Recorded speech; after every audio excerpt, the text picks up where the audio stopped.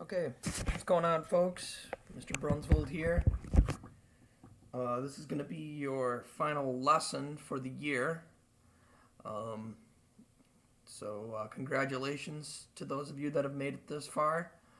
You should be really proud of yourselves.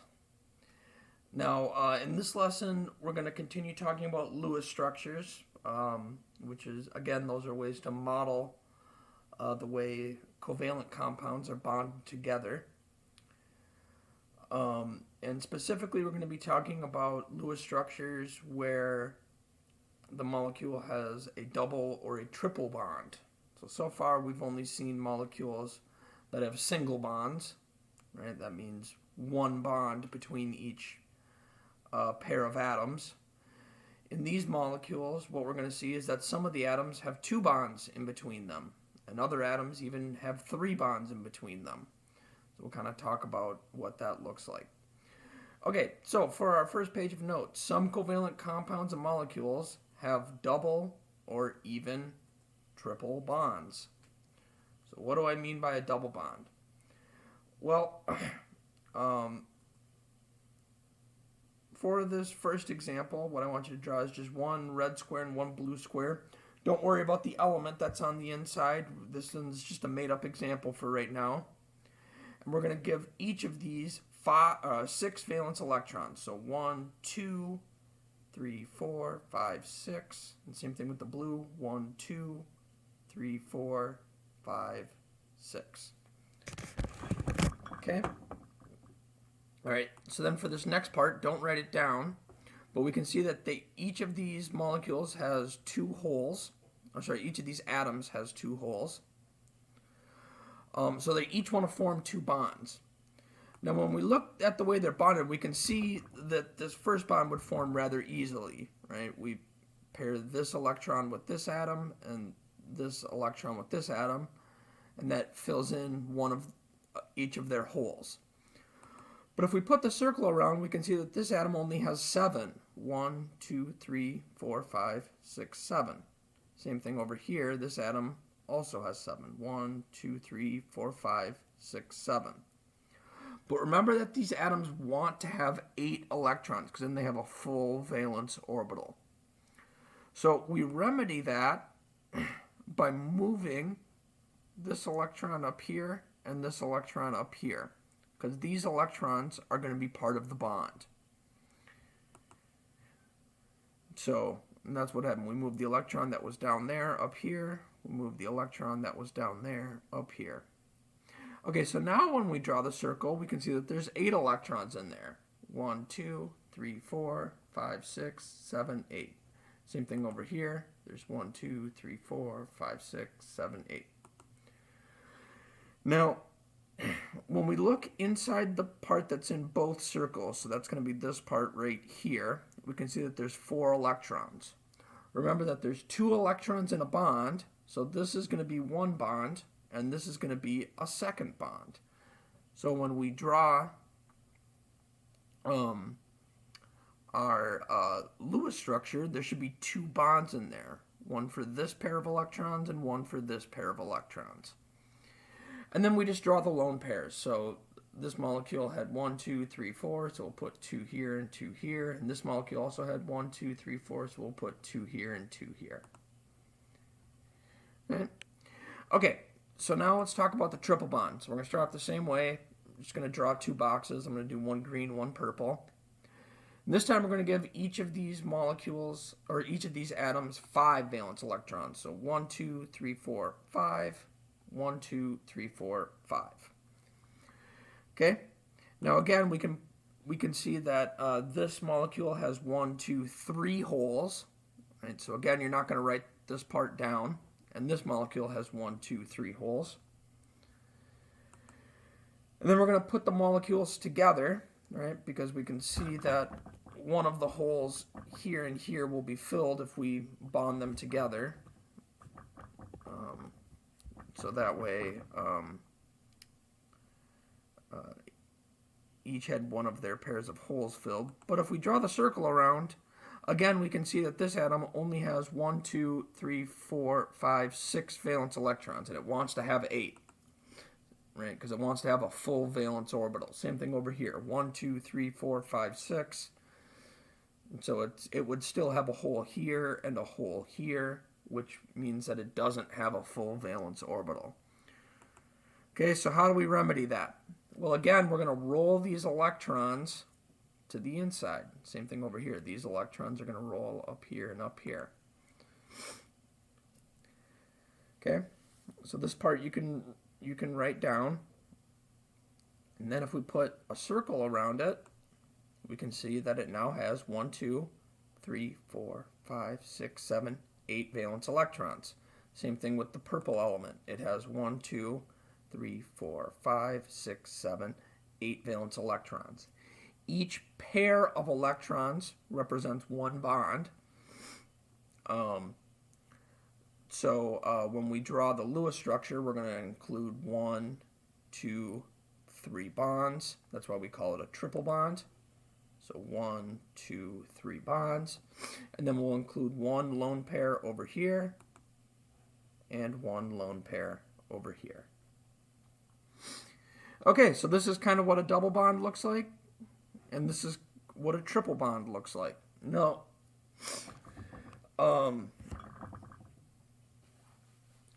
Remember that each bond in a Lewis structure represents 2 shared electrons.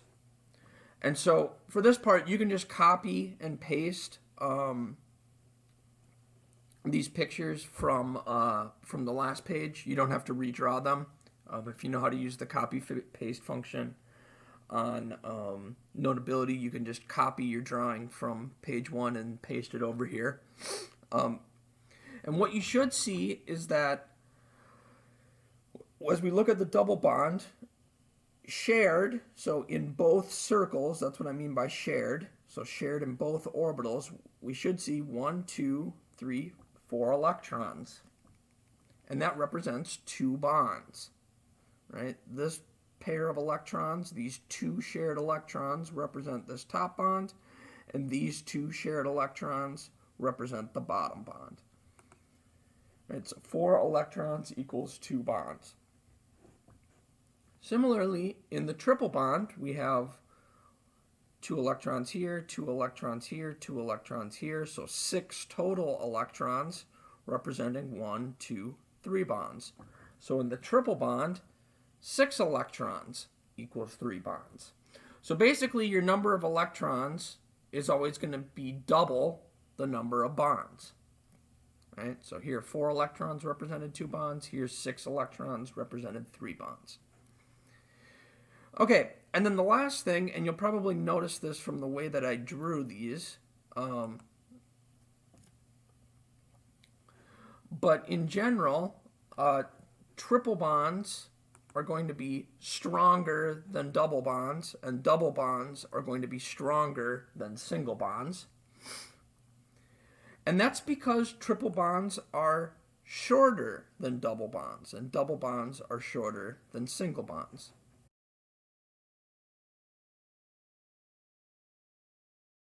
Here's just like a short video to show you why a single bond or why a triple bond is stronger than a single bond or a double bond, and why a triple bond would also be shorter. I think for some people this is sort of like backwards. They might think that the longer bond is actually stronger, but that's not the case. So here we've got a single bond. We can see we're representing that with a pencil. And what you can try and do with your pencil is try to break it. And what you'll find is, it's a pencil. It's pretty easy to break apart. Okay, but now if you take one of those halves, so I'm going to take this half, we can use that to represent our double bond. And what you'll find is if you try to break this, it takes a lot more energy to break it, but you can still do it. Okay, so now we've got 2 more halves. All right, so then we'll take one more. This half could represent your triple bond because it's even shorter. And what you'll find is that this shortest pencil is the toughest one to break. Right? If you try to break this one, it takes a lot of effort. You might be able to do it. but it takes a lot of strength to do it.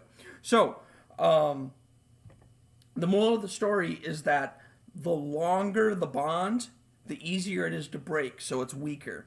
And the shorter the bond, the harder it is to break. And so we say that that's stronger.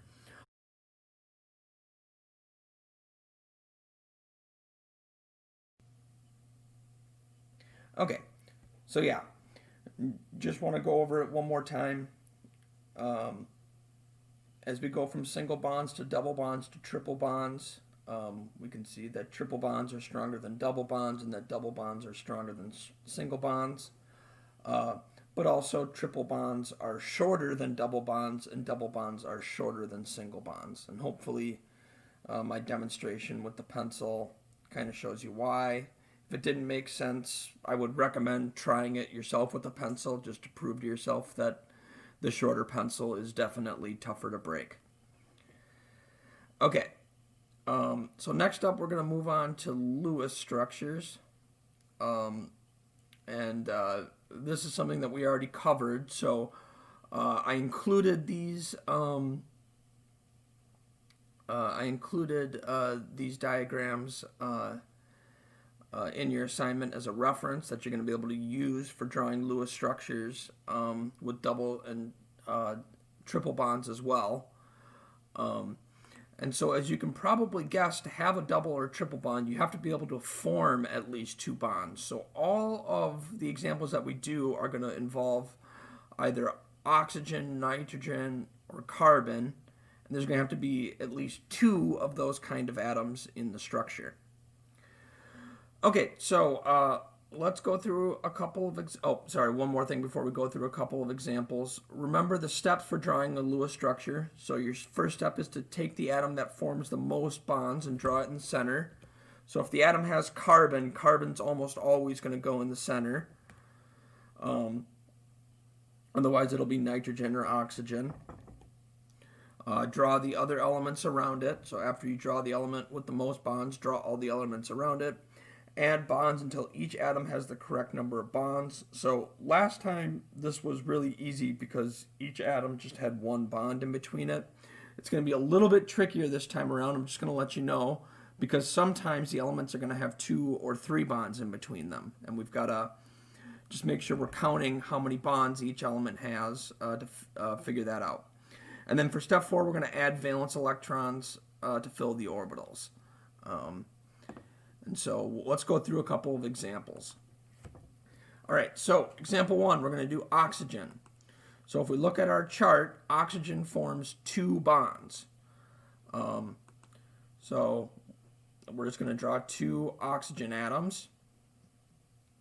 Okay, and then we're going to give them a bond. All right, so then we count this oxygen has 1 bond, this oxygen has 1 bond. But remember, oxygen was supposed to have 2 bonds. Right? Oxygen makes 2 bonds. Well, there's no other atoms for this oxygen to bond to, for either of these oxygens to bond to. Right? Like there's no like hydrogens that we could add on here for them to bond to. So what that means is those oxygens have to bond to each other, like this. Okay, so both of these oxygens are bonded to one another. And then our last step is going to be to add valence electrons, or lone pairs of electrons. So here we can see that oxygen has 2 lone pairs, right? 1, 2. So we're going to give each of these atoms 1, 2 lone pairs. 1, 2. Right? And then we're done.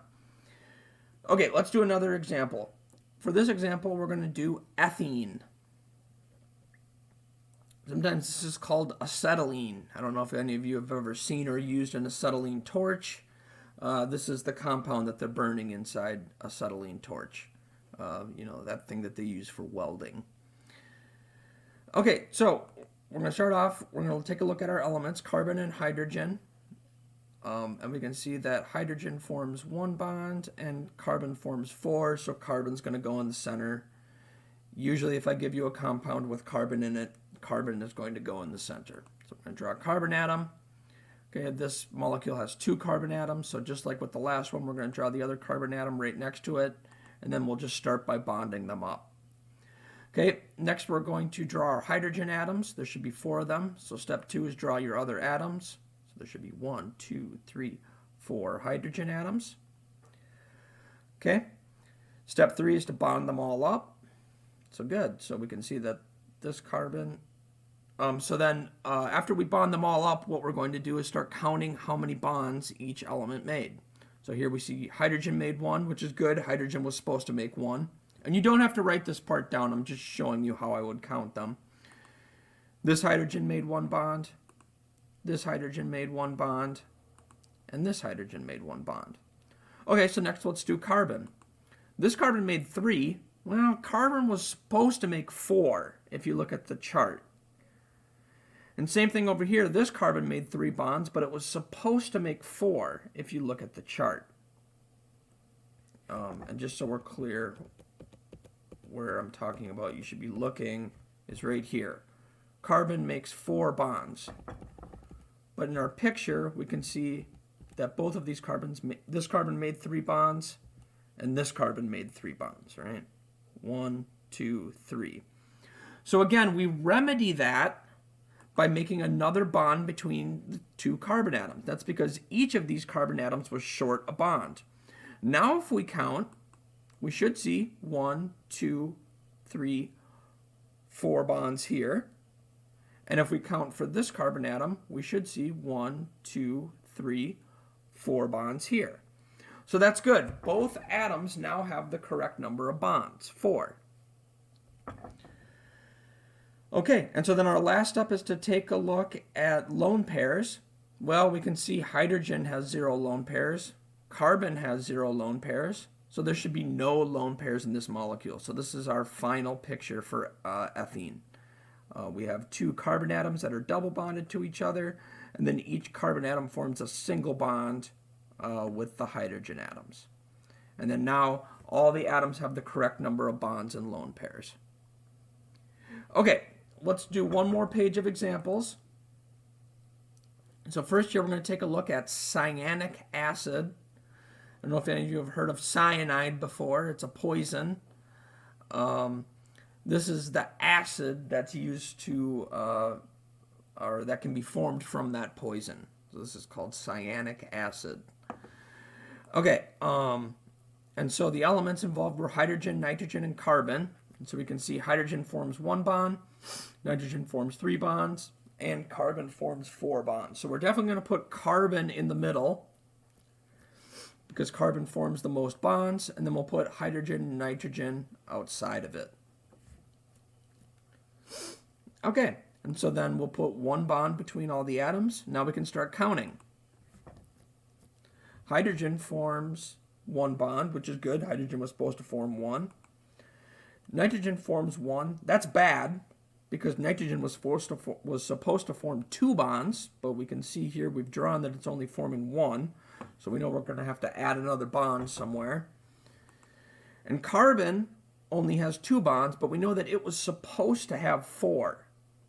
And so again, we can see that that's bad, right? Carbon should have more bonds than that. So how do we remedy that? Well, carbon needs more bonds and nitrogen needs more bonds. So let's add another bond in between carbon and nitrogen. Okay? Then we can recount. Hydrogen is still good, so we're not even going to count that, right? That one's at 1. It was at 1 before. It was supposed to be at 1. So hydrogen's good, so we'll start with nitrogen. Nitrogen's at 1, 2. But if you remember from the chart, nitrogen was supposed to have 3 bonds. And same thing, carbon has 3 bonds right now, but if you remember from the chart, carbon was supposed to have 4 bonds.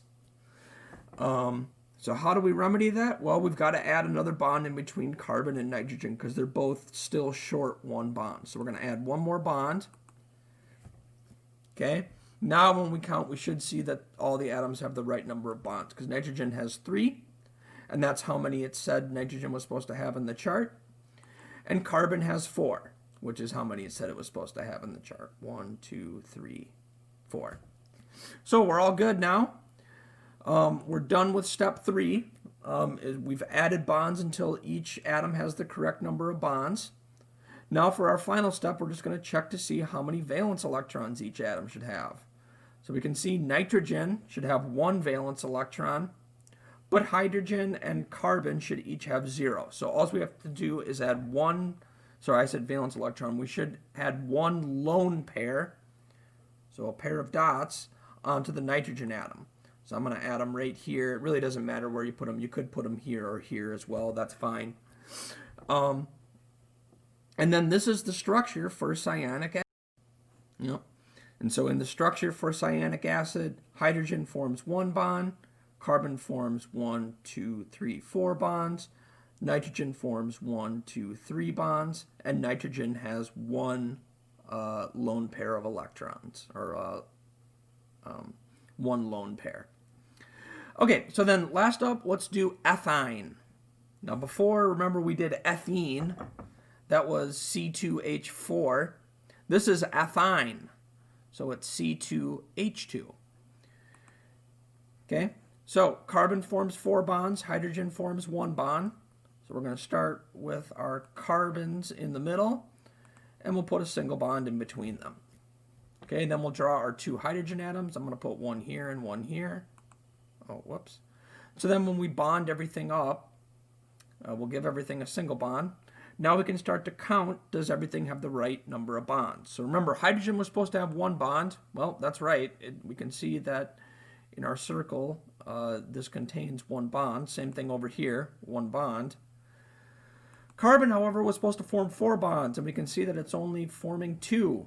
So this carbon atom formed 2, and this carbon atom formed 2. So how do we remedy that? Well, we can fix that by adding another bond in between the 2 atoms. So we can try that, add another bond. So now if we count, we can see that this carbon atom has 1, 2, 3, and this carbon atom has 1, 2, 3. But those carbon atoms are still short 1 bond. They were each supposed to have 4 bonds total. Right? So we'll try to fix it again by adding yet another bond. So now we can see that this carbon atom has 1, 2, 3, 4. That's how many bonds it was supposed to have. And this carbon atom has 1, 2, 3, 4, which is how many it was supposed to have. Okay, so that's our step 3. Now if we count, we should see each atom has the correct number of bonds. So the last thing we need to consider is lone pairs of electrons. Carbon doesn't have any lone pairs of electrons. Hydrogen doesn't have any lone pairs of electrons. So this is our final structure. Our final Lewis structure should have the carbons triple bonded to each other and then a single bond between each carbon atom and one of the hydrogen atoms. Okay, so hopefully this makes sense. If you have any questions, as always, reach out to me for help. That's what I'm here for. Go ahead and start working on the problems. You should see that the problems that I gave you are pretty similar. These problems are very similar to the examples that we went over. So if you're confused, look at your notes or just reach out to me for help. Okay, have a good day, folks.